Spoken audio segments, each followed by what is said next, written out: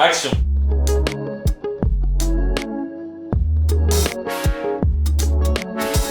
Épisode 7, plaisir et handicap. Est-ce que tu as déjà eu un rapport avec une personne handicapée? Bah non. Pas ce que je sache. Ouais, une personne qui était sourde. Non.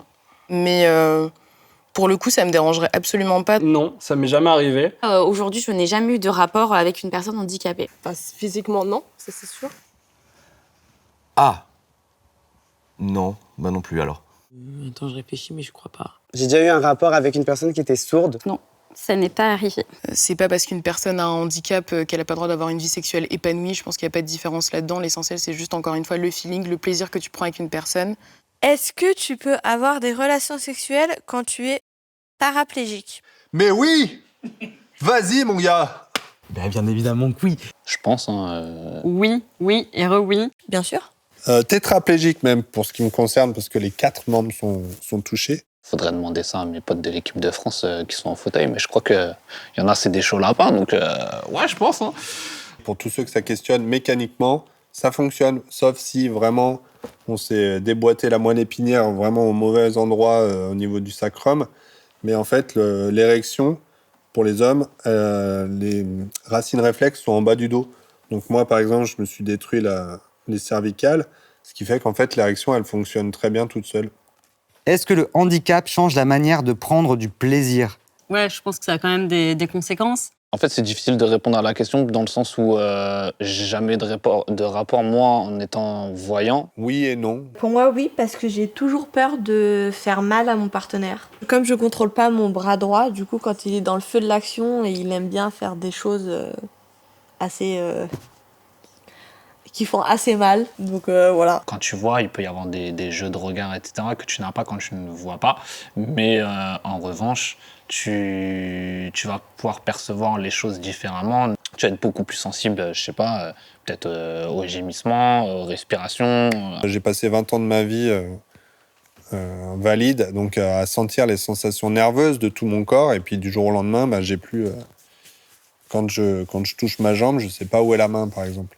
Par contre, à l'intérieur de moi, je vais sentir les mêmes fourmis que vous avez quand vous croisez les jambes trop longtemps, là, et qu'après, ça fait comme ça, là. Moi, c'est ça tout le temps. Donc, du coup, si je fais juste ça, là, juste en faisant ça, j'ai des espèces d'éclairs qui remontent dans les 2 jambes.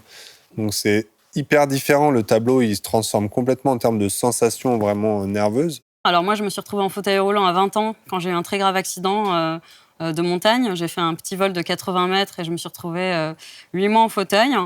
Et franchement, moi, je me souviendrai toujours de la première personne avec qui j'ai pris du plaisir alors que j'étais en fauteuil. Et en fait, cette personne m'a fait me sentir tellement bien, tellement belle. Ça a été un vrai, je pense, une vraie aide à me réapproprier mon corps. Donc la sexualité, ça peut aussi être, je pense, une manière en fait qui permet de mieux accepter le handicap. Est-ce que tu annonces toujours ton handicap avant un date? Soit je l'annonce avant, soit la personne, elle le voit quand j'arrive. Généralement, je préfère l'annoncer avant quand même. Ouais, globalement, je les mets en photo sur tous les trucs où je suis inscrit. Souvent, les hommes ou les femmes ont toujours peur du handicap. Donc, du coup, je préfère l'annoncer. Moi, je suis malentendante et j'annonce effectivement mon handicap avant le date, ne serait-ce que pour choisir un lieu où je vais pouvoir, où il n'y aura pas trop de bruit environnant, où il fera pas trop sombre parce que je lis en partie sur les lèvres. Pour éviter une mauvaise surprise pour une personne que ça pourrait gêner ou bloquer ou je ne sais quoi. Pour moi, c'est important d'annoncer mon handicap avant pour être sûr que la personne sera à l'écoute de qui je suis. À mon avis, il n'y a pas de bonne ou de mauvaise réponse à cette question. Personnellement, je le fais parce que il y a tellement de contingences, on va dire, mécaniques qui font qu'il va falloir m'aider à bouger du fauteuil ou quoi, que je préfère que les personnes s'y préparent mentalement et que du coup, c'est même plutôt un brise-glace. Maintenant, je suis plutôt à l'aise avec mon handicap, donc je n'ai pas de problème à en parler librement. Il faut surfer sur tout ce qu'on a et ça, c'est un bon sujet de conversation qui change de la politique. La transparence, c'est le plus simple en fait. Le handicap est-il compatible avec une vie sexuelle épanouie? Oui. Oui, je pense que oui, absolument. Oui, du coup, hein. Oui. À première vue, comme ça, j'ai envie de répondre que oui, c'est compatible. C'est pas parce qu'une personne a un handicap qu'elle n'a pas le droit d'avoir une vie sexuelle épanouie. Alors, je viens de passer 18 ans avec un monsieur qui était handicapé. Donc, oui.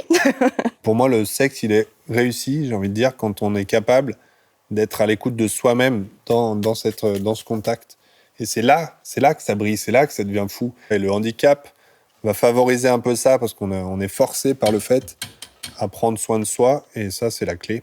Mais c'est vrai pour les valides aussi. Je pense qu'il y a toujours des solutions. Il y a beaucoup de zones érogènes dans le corps. Je pense que l'essence se décuple quand on perd certaines parties. Et il y a toujours moyen de trouver du plaisir, en fait. Tant qu'on n'est pas mort, le plaisir existe et on peut aller le chercher partout. Si le partenaire n'a aucun préjugé, ne stigmatise pas, met en confiance, je pense que la personne qui est porteur de cet handicap ne peut que kiffer si elle se sent elle aussi en confiance. Merci. Merci. Et Cookie.